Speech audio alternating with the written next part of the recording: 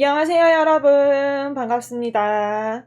오늘은 지난 시간에 포문을 배우기 위해서 랭 먼저 배웠었어요. 요렇게. 오늘은 이제 진짜로 이걸 가지고 실제 포문으로 한번 활용을 해보겠습니다.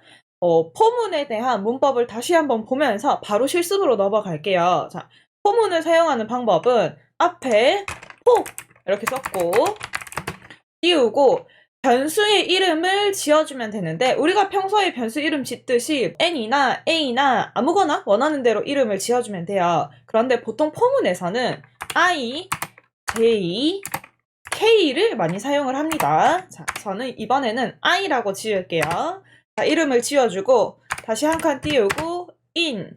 자, 그 다음에 여기에 마지막으로 열거형 데이터가 들어가야 된다라고 했었는데, 이 열거형 데이터가 뭐냐 하면 데이터가 여러 개가 들어있는 형태예요.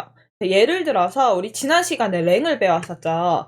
랭을 활용을 하면은 이제 숫자가 이렇게 여러 개가 만들어졌었죠. 이런 식으로 숫자가 여러 개가 있다. 또는 우리 이제 앞에서 배웠던 것 중에서 리스트, 튜플 이런 것들은 이제 안쪽에 데이터를 하나만 가지고 있는 게 아니라 여러 개를 가지고 있었어요.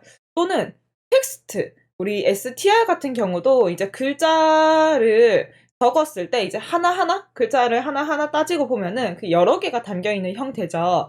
이런 식으로 여러 개의 데이터가 모여 있는 것을 보고 열거형 데이터라고 합니다.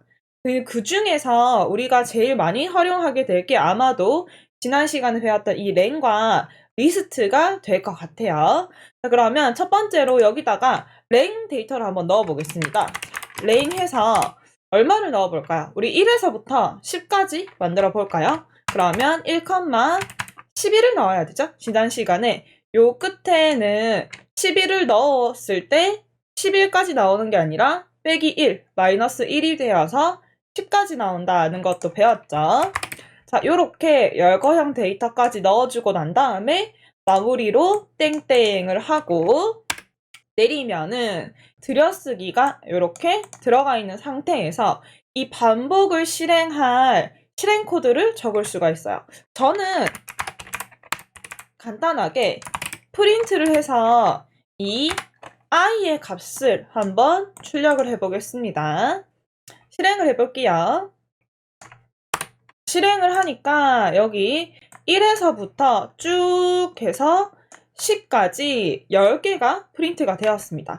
이거를 단순하게 만약에 코드를 작성을 했다라고 치면은 마치 프린트 1부터 해서 2, 3, 4, 5 해서 중간에 이제 점점점 1, 2, 3, 4, 5, 6, 7, 8, 9, 10 마치 이런 식으로 프린트를 10번 한 것과 같은 효과가 나타나는데, 대신에 이 안에 i를 담았어요. 근데 이 i는 그대로 계속 출력되는 게 아니라 숫자가 1에서부터 10까지 변화하고 있죠. 근데 이 변화하는 기준이 바로 여기에 있는 랭에 들어있던 데이터가 하나씩 차례대로 i에 대입이 되는 겁니다.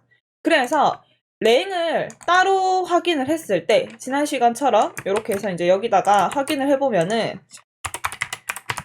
이 안에 들어있는 10개의 데이터가 포문을 만나서 하나하나 차례대로 i 값에 들어가게 되고, 프린트 i를 했을 때 하나씩 쭈루루루 출력이 돼서 이런 코드가 나타나게 되는 겁니다. 그러면 이번에는 제가 여기에 리스트도 들어갈 수 있다고 했죠. 그러면 이렇게 한번 만들어 볼게요. 제가 리라고 하는 리스트를 만들고 여기에다가 아무 숫자나 5개를 집어넣겠습니다. 뭐 5, 3, 8, 9, 1 이렇게 해서 아무거나 5개를 집어넣고, 이번에는 여기 열거형 데이터를 넣는 자리에 랭 대신에 리스트, 요 리스트를 통째로 집어넣어 주겠습니다. 그렇게 하고 안쪽에는 똑같이 프린트 i를 하고 실행을 해보면, 이번에는 이 i의 차례대로 이 리스트 안에 있던 숫자가 i에 대입이 되어서 하나씩 프린트가 된 거를 볼 수가 있어요. 이런 식으로 이 포문은 여기에 오는 열거형 데이터를 기준으로 그 안에 있는 데이터들을 하나씩 앞쪽에 있는 내가 적었던 이제 변수에다가 대입을 시키고 처음부터 끝까지 하나씩 쭉 실행한 다음에 끝나게 되는 겁니다. 이해가 되시나요? 앞 시간에 배웠던 while문과 느낌이 많이 다르죠? while문은 여기에 조건이 들어갔어요. 이렇게 하는데 포문은 그런 느낌이에요. 내가 어디서부터 어디까지라고 하는 게 명확하게 딱 정해져 있을 때 그때 활용하기 좋은 그런 형식이고 while문 같은 경우는 정확하게 5번을 반복해 주세요. 10번을 반복해 주세요. 약간 이렇게 딱 떨어지게 반복을 할 때가 아니라 언제까지 돌려야 될지는 잘 모르겠지만 이때가 되면은 반복을 멈추고 싶어 라는 느낌으로 코드를 짤 때 조건을 가지고 반복을 제어를 할 수 있는 거고 포문은 이거에서부터 이거까지 한 번씩 화라라라라 다 반복하고 싶어 라고 할 때 이런 포문의 형태로 반복을 실행을 하는 겁니다. 그럼 포문에 대한 연습을 조금만 더 해볼게요. 자, 예를 들어서 이런 문제가 있다고 할게요. 1부터 n까지 출력하세요. 자, 숫자를 내가 n을 입력을 받을 거예요. 그래서 1부터 n까지 n이 만약에 5였다 하면은 1, 2, 3, 4, 5 이렇게 출력하고 n이 10이었다 하면 1, 2, 3, 4, 5, 6, 7, 8, 9, 10 차례대로 1씩 증가하면서 출력을 하는 그런 코드를 포문으로 만들어 보겠습니다. 자, for i in 요거는 랭으로 만들면 편하겠죠?